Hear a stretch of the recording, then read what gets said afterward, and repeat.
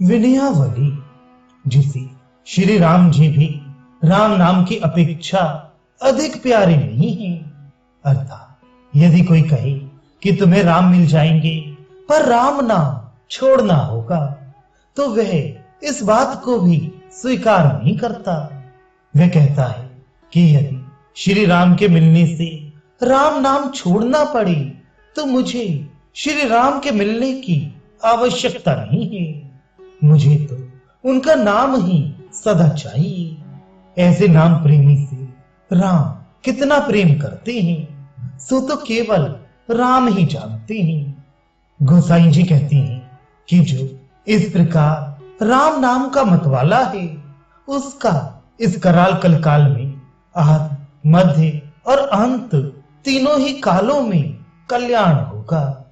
नाम की महिमा समझकर अभिमान, लोभ, अज्ञान, क्रोध और काम सकचा जाते हैं, सामने नहीं आते। जो सज्जन सदा राम नाम का जप करते रहते हैं उन पर कड़ी धूप भी छाया कर देती है। महान से महान दुख भी सुखरूप बन जाते हैं। यदि कोई कहे कि नाम के प्रभाव से पत्थर में कमल उत्पन्न हो गया तो उसे भी सच ही समझना चाहिए, क्योंकि राम नाम के प्रभाव से असंभव भी संभव हो जाता है। जिस नाम को सुनने और स्मरण करने से भीलनी शबरी भी परम भाग्यवती तथा शील और पुण्यमयी बन गई, उससे क्या नहीं हो सकता। वाल्मीकि और अजामिल के पास तो कोई भी साधन की सामग्री नहीं थी, किंतु उन्होंने भी उल्टे पुल्टे राम नाम के महात्म्य से घुंघचियों से जवाहरात जीत लिए, परम रत्न परमात्मा को प्राप्त कर लिया। नाम की शक्ति श्री रघुनाथ जी से भी अधिक है, क्योंकि श्री राम जी इस नाम से ही वश में होते हैं। इस राम नाम ने ग्रामीण मनुष्यों को चतुर नागरिक बना दिया, असभ्यों को परम पुनीत महात्मा बना दिया, जिसे जपकर तुलसीदास तरीके बुरे जीव भी डंके की चोट अच्छे हो गए। फिर कहने को क्या रह गया। यदि मैं कहूं कि मैं राम जी को छोड़कर किसी दूसरे का हूं तो मेरी यह जीव गल जाए। हे श्री जानकी जीवन, मैं तो इस संसार में जन्म जन्म में आपके ही टुकड़ों से झूठन से जी रहा हूं।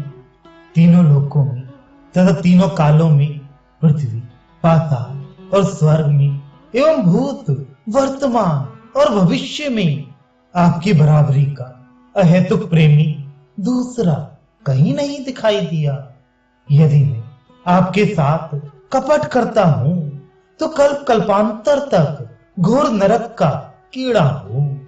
क्या हुआ जो कलयुग ने मिलकर मेरे मन को भंवर का भौतुआ बना दिया। भाव ये कि जैसे भौतुआ जल में रहता हुआ भी जल के ऊपर ही तैरता रहता है, उसमें डूब नहीं सकता, वैसे ही कली ने यद्यपि मुझे भव नदी में डाल दिया है, तथापि मैं आपके प्रताप से इस विषय प्रवाह में बहूंगा नहीं, ऊपर ही ऊपर तैरता रहूंगा। विषयों का मुझ पर कोई असर नहीं होगा। तुलसीदास इसी भरोसे पर सदा शांत रहता है कि वह बड़े ठौर ठिकाने का है, श्री राम जी के दरबार का गुलाम है। कलयुग सरीखे टुच्चे उसका क्या कर सकते हैं।